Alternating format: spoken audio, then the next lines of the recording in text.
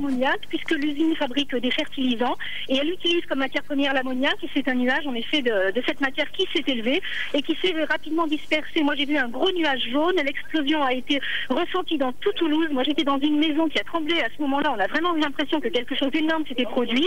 Une école qui était juste à côté a tout de suite été évacuée, les élèves sont sortis en disant les vitres ont explosé, il y a eu une explosion dans l'école. En fait, dans tout Toulouse, on a ressenti l'explosion très fortement et cela explique aussi qu'il y a énormément de blessés, des blessés légers souvent, mais aussi plus graves parfois, des gens qui ont reçu énormément d'éclats de verre, parfois des éléments de maçonnerie, toutes les usines qui sont à côté du site, donc les bâtiments sont à moitié effondrés, sont à moitié, on parle d'un magasin d'électroménager aussi qui s'est complètement écroulé. Merci Isabelle de Lyon.